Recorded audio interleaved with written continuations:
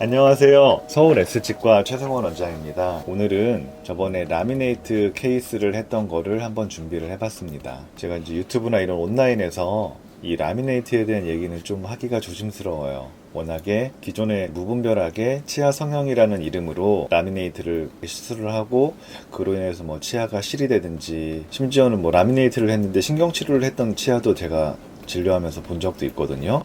다른 치과에서 치료를 했다는데 라미네이트를 하고 시려서 신경치료하고 또 안에 구멍 내놓고 뭐 이런 치아들도 봤었는데, 이런 것들이 과거 또 쌓이고 쌓여가지고 그 라미네이트라는 치료에 대해서 굉장히 부정적인 인식들이 온라인에서는 많이 있는 것 같아서 라미네이트 케이스를 설명드리기가 조금 되게 조심스러운데, 저희 치과에서 어금니 쪽에 희미하게 보이는데 뭐 지르코니아 크라운도 하시고 예전에 치료했던 것들이 많이 상해가지고 재신경 치료를 하고 지르코니아 크라운을 뭐 양쪽에 좀 하시고 여기저기 잇몸 치료하시고 이제 그러면서 좀 꾸준히 다니시던 분이었는데, 이제 앞니가 그동안 살면서 계속 많이 컴플렉스까지는 아닌데 좀 앞니 사이가 많이 벌어져 있고 모양이 안 예뻐서 이런 것들을 좀 예쁘게 할 수 없는지 계속 궁금해 하셨다고 하세요. 앞니 4개의 사진을 보시면 일단 첫 번째로 보이는 게 공간이 있죠. 사이사이에 공간.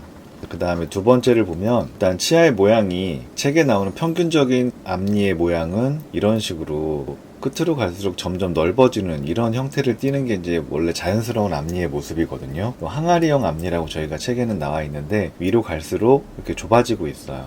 이런 모습이 뭔가 우리가 늘상 봐오던 자연스러운 앞니의 형태, 그림을 그리거나 규정할 수는 없지만, 물론 이제 저희는 일을 하는 입장이니까 당연히 이런 형태를 해야 된다라고 알고는 있지만, 치과 전공하신 분이 아닌 사람 입장에서도 원래 이렇게 나오는 자연스러운 앞니의 형태라는 거는 누구나 이제 기억에 있고, 거기에서 벗어나 있으면 뭔가 어색한데 이렇게 이제 느끼실 거예요. 그래서 일단 앞니의 모양이 좀 평균치에서 약간 벗어나 있는 형태고, 마지막으로 뭐 색도 약간 좀 어두운 느낌이 들기는 하죠. 이런 케이스가 있고, 환자분은 이제 공간도 메우고 색도 좀 밝게 하고 싶고 모양을 다르게 하고 싶어요 라고 했을 때 치료를 할 수 있는 선택지가 뭐가 있을까요? 제일 먼저 할 수 있는 거는 뭐 이 사이에 레진으로 사이사이 공간을 좀 메워서 레진을 떼워서 앞니에 레진 충전을 통해서 개선을 하는 방법이 있겠죠. 이 경우는 여러분들이 그렇게 싫어하시는 치아 삭제는 거의 이루어지지 않아요. 치아 삭제는 안 하지만 레진의 단점은 시간이 지나면서 약간의 변색이 있을 수가 있고,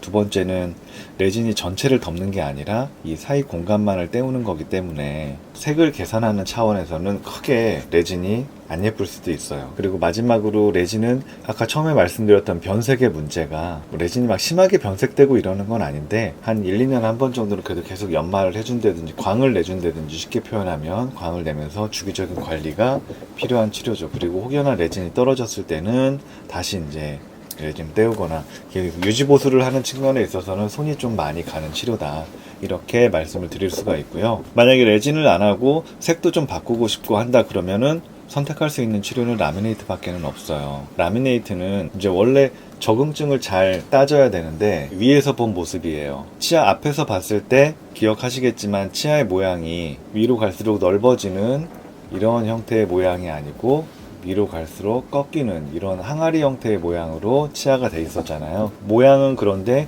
씹는 면 쪽에서 봤을 때의 배열은 얘만 살짝 튀어나와 있을 정도고 크게 어긋나 있지는 않아요.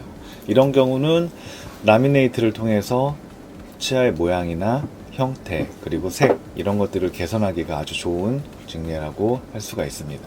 그래서 이분은 저는 같은 경우는 크게 망설이지 않고 라미네이트를 했을 때 가장 예쁘게 나올 만한 케이스니까 라미네이트를 하시자라고 말씀을 드렸어요.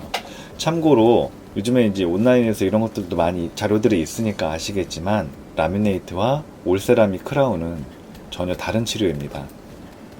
이분은 배열이 이렇게 가지런했기 때문에 라미네이트로 겉에만 살짝 깎아서 한 0.3에서 0.5mm 정도 치아를 다듬고 손톱같이 라미네이트를 붙여서 이제 치료를 마무리를 할 수가 있지만, 만약에 치아가 이렇게 가지런하지 않고 뭐 이런 식으로 틀어져 있다든지, 왜 이렇게 V자 형태로 앞니가 나비 형태로 틀어진 경우들도 간혹 있거든요. 혹은 배열 얘가 너무 안으로 들어가 있고 얘는 앞으로 튀어나와 있다든지, 이런 식으로 배열이 어긋나 있으면 이때는 라미네이트를 할 수가 없어요. 최소한의 치아를 삭제를 하기 때문에 전체적인 배열을 개선할 수는 없어요. 라미네이트는 이렇게 배열이 어긋나 있는 경우에는 라미네이트를 하는 게 아닙니다. 이거를 가지런하게 만들고 싶다. 그때는 크라운을 할 수밖에 없는데, 그래서 저는 이런 경우에는 그냥 차라리 부분적으로 교정을 좀 해서 배열만 좀 가지런하게 해놓고 라미네이트를 하자, 이렇게 말씀을 드리는데, 라미네이트는 크라운과의 다른 점은 최소 삭제를 통해서 원하는 형태와 원하는 색을 쉽게 얻을 수 있다는 점이지,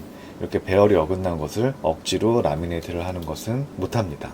라미네이트 치료를 끝내고 입안에서 본 모습이에요. 치아를 0.5mm도 안 되게 삭제를 했었기 때문에 원래 치아 있던 것보다는 살짝 더 두꺼워졌어요. 왜냐면 치아가 옆에서 이렇게 있다고 쳤을 때 라미네이트를 이렇게 깎잖아요. 그리고 씹는 면까지 이렇게 딱 해서 이 정도를 깎거든요. 손톱처럼. 진짜 네일아트 하는 그런 손톱 같은 보철물이 오는데, 삭제를 한다고는 하지만 0.3에서 0.5mm 정도를 말씀을 드렸잖아요. 근데 균일하게 0.3에서 0.5mm가 다 깎이지는 않을 거거든요. 기계로 하는 게 아니고 제 손으로 하는 거라서 어느 부위는 0.5mm가 깎였을 수도 있고 어느 부위는 뭐 0.2mm가 깎였을 수도 있고 최소 두께보다 얇게 삭제가 됐을 수도 있어요. 근데 기공소에서는 이걸 만들 때 너무 얇으면 다듬거나 취급하다가 깨져버릴 수도 있잖아요. 그래서 그런 걸 방지하기 위해서 약간은 이제 제가 0.3에서 0.5mm를 깎았다고 하더라도 라미네이트가 만들어 오는 두께를 보면 재보면 한 0.6에서 0.7mm 정도가 되거든요, 라미네이트가. 그래서 제가 깎은 것보다는 살짝 두툼하게 나오더라고요. 근데 그래도 라미네이트 자체가 어느 정도 두께가 있어야 색도 표현을 할 수가 있고 또 밑에 나오는 색을 또 가릴 수도 있고 해서 원래 치아보다는 살짝 좀 도톰한 느낌으로 나온 거예요. 하지만 그냥 보면 가지런하게 일단 배열되고, 원래 치아가 아까 밑으로 갈수록 이렇게 넓어지는 형태라고 말씀드렸는데 평균적인 치아 형태가 처음에는 이렇게 항아리처럼 좁아지는 형태였잖아요. 그런 것들을 개선하고 배열을 가지런하게 하니까 훨씬 더 보기가 좋아졌죠. 씹는 면 쪽에서 바라본 모습인데요. 일단은 가운데 선을 중심으로 두 개의 앞니는 사이즈를 정확히 대칭으로 맞춰야 되고, 저희가 앞니 보철을 할 때 뭐 연예인처럼 하얗고 가지런한 일을 원한다, 그렇게 요구를 하시면은 기계로 찍어낸 것처럼 그렇게 만들 수밖에 없지만, 일반적으로는 심미 보철이라는 게 자연스러움을 추구하잖아요.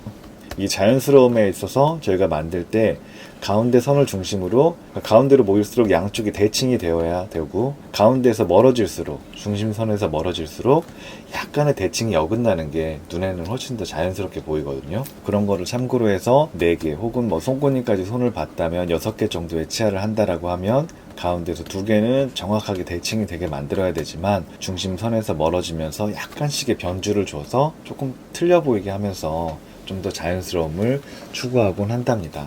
어쨌거나 약간의 삭제를 하고 라미네이트 이와 같이 붙여서 치료를 잘 마무리를 했어요. 라미네이트에 대해서 말씀을 드렸는데, 이것도 정확하게 라미네이트를 할 수 있는 증례를 잘 골라서 최소한의 삭제의 원칙을 지키고, 그 다음에 라미네이트 보철이 왔을 때 정확한 접착을 통해서 마무리를 해준다면, 라미네이트라는 치료는 이게 굉장히 얇기 때문에 금방 깨질 것처럼 보이지만 치아에 붙어버리는 순간 거의 치아와 한 몸이 돼서 이게 쉽게 잘 깨지지가 않거든요. 삭제량이 적기 때문에 치아가 시리거나 이런 경우도 거의 없고, 교과서에 나온 대로 라미네이트 치료를 정확한 증례를 골라서, 그러니까 라미네이트에 맞는 증례를 잘 골라서 최소 삭제를 통해서 접착의 원칙을 잘 지켜서 치료를 한다면 크게 뭐 시리거나 이런 걱정이나 부담 없이 원하는 결과를 얻을 수가 있습니다. 하지만 라미네이트를 할 수 있는 그 증례라는 건 아까도 말씀드렸듯이 일단 배열의 문제는 없어야 되고요. 만약에 배열이 틀어져 있다라고 하면 라미네이트로 그걸 깎아서 할 수는 없고, 먼저 부분 교정을 살짝 진행을 해서 부분 교정을 한 2-3달 정도 해서 일단 배열만 가지런하게 만들어 놓은 다음에 치아 삭제를 최소한으로 해서 라미네이트를 만들어서 붙이게 되면 치아에 큰 위해 없이 그 원하는 심미적인 결과를 얻을 수가 있다, 이런 내용을 말씀드리고 싶습니다.